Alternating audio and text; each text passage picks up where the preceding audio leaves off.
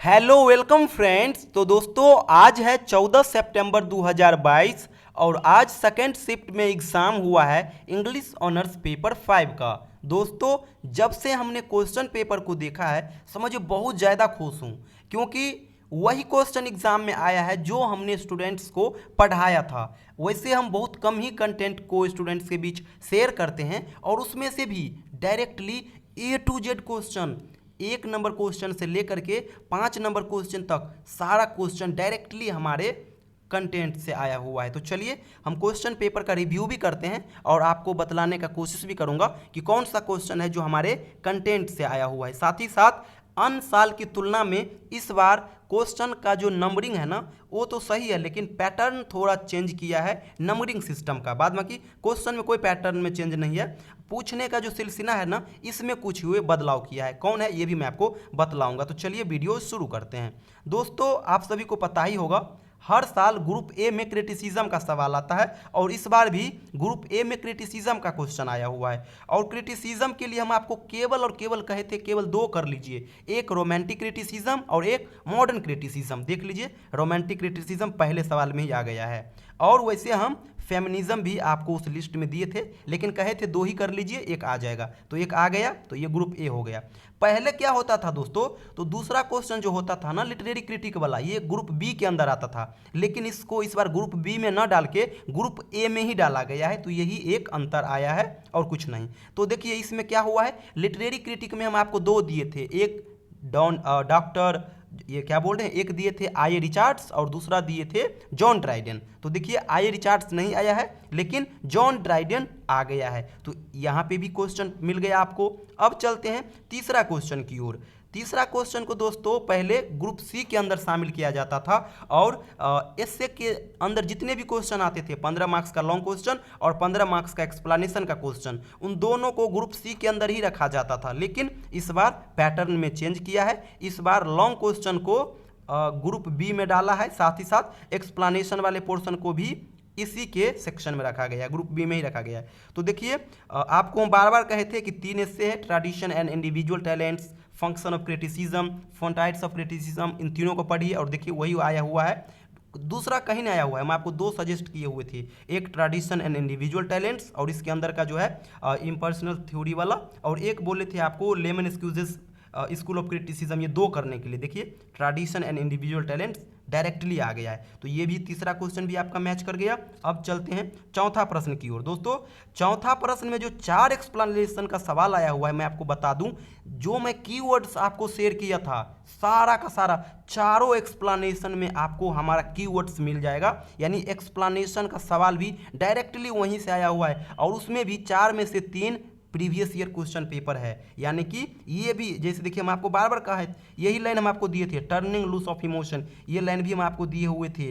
इसके बाद देख लीजिए एक और जो आगे हो गया, कहने का 4 जो आप ऐसे देख रहे हो ना वो चारों डायरेक्टली देख, एक और देख लीजिए criticism on the other hand, ये भी वर्ड्स हम आपको दिए हुए थे की वर्ड्स वाले सेक्शन में। यानी एक्सप्लेनेशन भी सारा मैच कर गया, यानी ये भी हो गया। अब चलते हैं नेक्स्ट सेक्शन की ओर। पहले दोस्तों ये जो है अनसीन पोएम, ये ग्रुप डी में आता था, लेकिन इस बार पैटर्न चेंज किया है तो अनसीन पोएम इस बार ग्रुप सी में आया हुआ है। देखिए ये कहाँ से आया हुआ है, ये जो दोस्तों पोएम है, मैं तो आपको स्ट्रैटेजी कितना स्ट्रैटेजी इसके लिए शेयर किया था, कोई ठिकाना ही नहीं है, 4-5 वीडियोस बनाया था, लेकिन फिर भी देख लीजिए बहुत सिंपल ये है। वैसे तो आप लोग उतना नहीं पढ़ पाए होंगे, लेकिन मैं आपको बता दूँ ये जो है ना इमली डिकिंसन जो है ना इसके द्वारा लिखा गया ये पोएम है।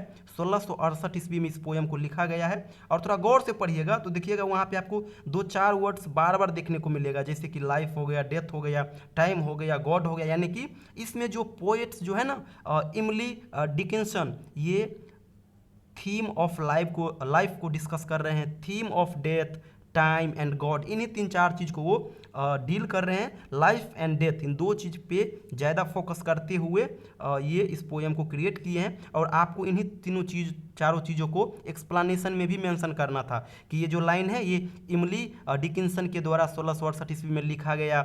इस पोएम का जो मेन थीम है वो है लाइफ, डेथ, टाइम, गॉड। तो इस प्रकार के चीज़ें अगर आप लिख देते तो इसमें भी आपको अच्छा मार्क्स मिल जाता है। ऐसे ये अनसीन पोएम है, इसको आप एक्सपेक्ट नहीं कर सकते हो कि कहाँ से आएगा कहाँ से नहीं आएगा। अब चलते हम लास्ट क्वेश्चन की ओर। पहले दोस्तों ये लास्ट जो क्वेश्चन है ना, ये ग्रुप ई के अंतर्गत आता था, लेकिन पैटर्न चेंज होने के कारण ये इस बार ग्रुप डी के अंदर आया। और यहाँ पे देख लीजिए एक भी ऐसा क्वेश्चन नहीं मिलेगा जो हमारे गेस से नहीं आया हुआ था। वैसे हम आपको बार बार कहे थे कि आप केवल और केवल post structuralism, Russian formalism, archetypal criticism, intentional fallacy, इस चार को हम आपको 50 बार कह चुके हैं कि इस चार के अलावा आप बिल्कुल मत करना। देखिए ये चारों आया है, इसके अलावा एलेगरी भी उस लिस्ट में है। इसके अलावा ग्रुप ए के लिए मैं आपको दो चीज़ कहा था पढ़ने के लिए, romantic criticism and new criticism. तो देखिए न्यू क्रिटिसिज्म यहाँ पे भी आ गया। उसके बाद नैरेटोलॉजी, ये ग्रुप ए का क्वेश्चन है, तो ये भी वैसे मैं आपको कंटेंट में दिया होगा। तो आपने देखा कि ग्रुप ई में सारा का सारा मिल, ग्रुप डी में सारा का सारा मिल गया। वैसे जो मैं आपको चार फोकस करके कहे थे तैयारी करने के लिए, वो चारों तो आप देख ही रहे हैं कि यहीं पे आपको दिख रहा है। तो ये भी कहने का अर्थ हर सेक्शन में सवाल मिला है दोस्तों, कोई भी ऐसा सेक्शन नहीं है जो हमारे गेस से हट के आया है। ग्रुप ए में भी आपको रोमांटिक क्रिटिसिज्म देखने को मिल गया, दूसरा सवाल में भी आपको जॉन ड्राइडेन मिल गया, तीसरा सवाल में भी आपको टी.एस. इलियट का ट्रेडिशन एंड इंडिविजुअल टैलेंट्स मिल गया, चौथा सवाल में भी आपको सारा हमारे कीवर्ड्स एक्सप्लेनेशन का सवाल मिल गया। इसी प्रकार से पांचवा तो अनसीन पोएम हो गया, छठा में देख लीजिए जो जो बताया था सारा का सारा आ गया। अब क्या चाहिए आपको? तो देखिए ये था पेपर 5 का रिव्यू। लास्ट में एक चीज़ और बतला देता हूँ, पेपर 6, पेपर 7, पेपर 8 अगले 3 पेपर के लिए भी मैं गेस क्वेश्चन कर रखा हूँ। और जो जो गेस क्वेश्चन आप लोगों के बीच शेयर किया हूँ, आप लोग लिंक से भटकने का कोशिश बिल्कुल मत करिएगा।